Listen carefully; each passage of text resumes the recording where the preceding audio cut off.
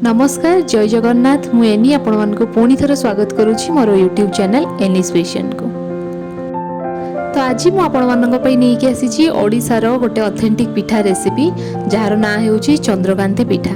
किछि जगह रे याकु मुगकांति पिठा मध्ये कहआ जाय। तो प्रथमे एटार मु नैछि चुपा छड़ा मुग गोटे कप, ता सहित मु एठी नैछि 3 रु 4 चम्मच अरुआ चाउल। ताको भलो भाबरे आगे पानी देई ताको भलो भाबरे सफा करि नबा। तापरे ताको पानी देई आमे ओवरनाइट हो किंबा 3 रु 4 घंटा हो पानी रे किछ समय पई ताको बतुरेई की रखि दबा। तो मु याको ओवरनाइट बतुरेई की रखिथिली। तापरे आमे कोन करिवा ना नेक्स्ट डे कि 3-4 घंटा परे हो भलो से बतुरी सरला परे ताको आमे एई भली भाबरे खदडा माने पूरा पेस्ट भी रहिवनी, पूरा फाइन पेस्ट भी रहिवनी कि पूरा गोटा गोटा भी रहिवनी, ताको एई भली टेक्सचर रे ताको ग्राइंड करनेबे। ग्राइंड कर सरला परे एबे मु नैछि गोटे बड़ कड़ाई, सेठारे मु ऐड करिछि पानी। पानी रे आमे मु एठी गुड़ रे करिछि, आपन चाहिले चीनी मध्ये ऐड करि परिबे गुड़ बदल रे। तो मु एठी गुड़ रे करिछि पूरा पिठाटे। तो गुड़ ऐड कर सरला परे सेठी मु गुजराती को 2-3 टी गुजराती को छेची पकेइछि। तापरे एठी मु पकेइछि गोटे चम्मच घियो आउ कोरी की रखि दिबा नडिया।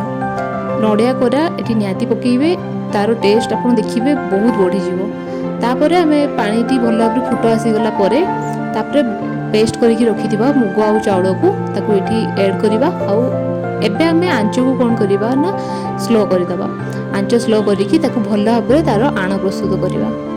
तो एठारे मुग आउ चाउल रो पेस्ट पकई सरला परे ताको कंटिन्यूअसली खुसुणी साहाय्य ताको चलेइबे, नहले एठी तळी लागि जिबारो भी चांसेस रहिछि।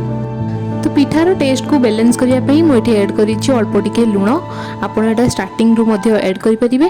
तापरे एठी मु ऐड करिछि गोटे चम्मच घियो। एही समय रे घियो ऐड करिवा द्वारा कोन हुए ना हमर पिठा पई जो खळी प्रस्तुत चलीछि ता भल भाबरे चिकन हुए आउ तार टेस्ट मध्ये बहुत बढ़ी जाय।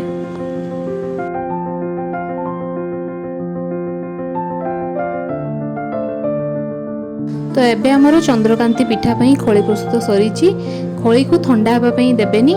एबे आमे कोन करिबा ना गैस को ऑफ करिकी आमे संगे संग गोटे थाली हो कि आपण केटिन हो आपण सेठी कोन करिवे ना अल्प घियो नेकी ताको भल भाबरे चारियाडे लगेई देबे। तापरे आमे कोन करिबा ना खळी को सेठी ऐड करिबा। ऐड करिकी ताको भल भाबरे प्रेस करिकी ताको ठंडा हेबा पई छाडी देबे। गोटे जिनस मन रखिए गरम थिबा समय रे केबे भी ताको काटिबेनी, नहले एटा भल भाबरे सेट हेइ नथिबो आउ आपणकर पिठार साइज मध्ये ठीक से आसीबोनी। तो एबे देखंतु खळी हमर पूरा ठंडा हेइ सारिछि। तापरे मु एठी छुरी नेछि, छुरी रे अल्प घियो लगेइकी ताको एइ भली भाबरे काटि देछि। मु एठी स्क्वायर शेप देछि, आपण चाहिले जे कोनोसी शेप रे मध्ये काटि परिबे।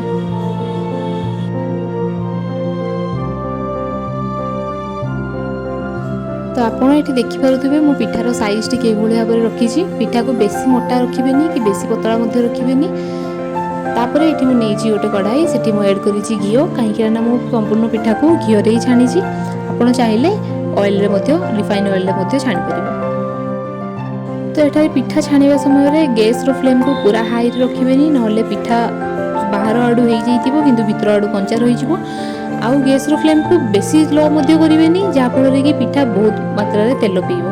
तो एठी मु गैस रो फ्लेम को मीडियम आंच रे रखिकी संपूर्ण पिठा को छाणी सारिछि।